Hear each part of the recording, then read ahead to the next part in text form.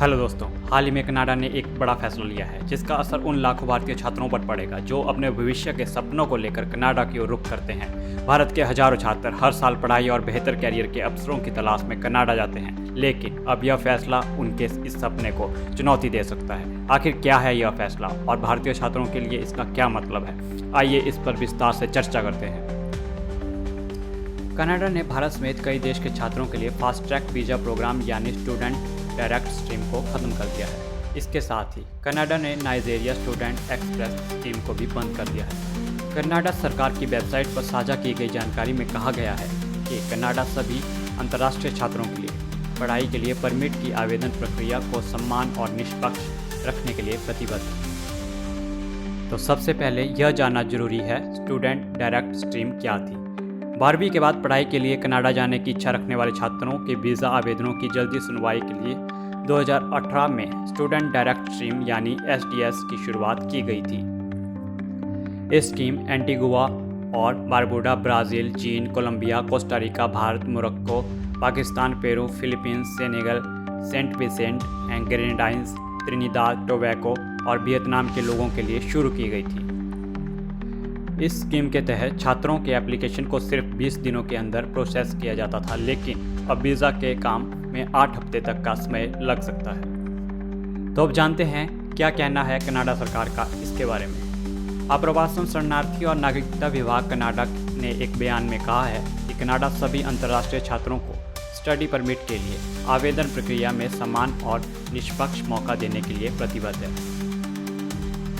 इस ऐलान के बाद स्टूडेंट डायरेक्ट स्ट्रीम और नाइजीरिया स्टूडेंट एक्सप्रेस जैसी स्कीमें कनाडा के समय अनुसार 8 नवंबर को दोपहर 2 बजे से बंद हो चुकी है, यानी इससे पहले तक के आवेदनों पर पहले के नियमों के अनुसार कार्रवाई होगी। इसके बाद पढ़ाई के लिए छात्रों की ओर से दिए गए आवेदन पर रेगुलर स्टडी परमिट सिस्टम के तहत काम होगा।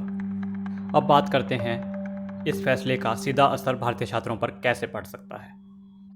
SDS वीज़ा प्रोग्राम के तहत वीज़ा अप्लाई करने वाले 100 में से 95 बच्चों को सफलता मिल जाती थी, लेकिन नॉन SDS वीज़ा प्रोग्राम में सफलता की दर करीब 50% ही है। कुछ रिपोर्ट्स की माने तो 2018 से इस स्कीम में शुरू होने के बाद करीब 10 से 15 लाख भारतीय छात्र कनाडा गए हैं और अब सबसे बड़ा डर उनकी नागरिकता को लेकर है। SDS वीज़ा प्रोग्राम के तहत कनाडा जाने वाले छात्रों का मकसद वहां जाकर पढ़ना नहीं होता था, वे किसी मैनेजमेंट डिप्लोमा कोर्स में दाखिला लेते थे। 1 साल के डिप्लोमा कोर्स के साथ उन्हें वहां 1 साल का वर्क परमिट और 2 साल के कोर्स के बाद 3 साल का वर्क परमिट मिल जाता था। इतना ही नहीं, कनाडा सरकार वर्क परमिट को 2 साल तक बढ़ा भी देती थी, लेकिन अब ऐसा नहीं होगा। अब SDS के तहत गए बच्चों को वर्क वीज़ा पूरा करने के बाद उन्हें भारत भेज दिया जाएगा। इस वीज़ा प्रोग्राम के तहत आमतौर पर 12वीं पास करने के बाद भारतीय छात्र कनाडा जाते थे और मैनेजमेंट से जुड़े किसी कोर्स में दाखिला लेते थे, जिसकी वजह से उनका कॉम्प्रिहेंसिव रैंकिंग स्कोर बहुत कम होता था। इसी स्कोर के तहत कनाडा में नागरिकता दी जाती है। बीते दिनों कनाडा ने अपनी इमिग्रेशन पॉलिसी में बड़े बदलाव किए हैं और अगले 3 सालों में स्थायी नागरिकता देने के अपने लक्ष्यों में भी भारी कटौती की है। अक्टूबर महीने के आखिरी में कनाडा के प्रधानमंत्री जस्टिन ट्रूडो ने एक एक्स पोस्ट में स्थायी नागरिकता से जुड़े कुछ लक्ष्यों का ऐलान किया था। उन्होंने लिखा था, हम कनाडा आ रहे अप्रवासियों की संख्या में भारी कटौती करने जा रहे हैं। हम अपनी आबादी की बढ़ोतरी को कुछ समय के लिए रोकना चाहते हैं ताकि हमारी अर्थव्यवस्था पटरी पर लौट सके। इस महीने कनाडा के मल्टीपल वीज़ा एंट्री नियमों में भी बदलाव किए गए हैं। इससे कनाडा के विदेशी छात्रों को स्टडी परमिट और अस्थायी कर्मियों की संख्या सीमित हुई है।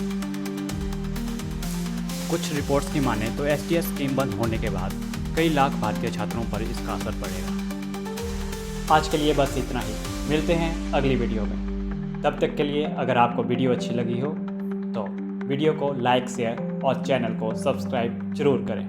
धन्यवाद।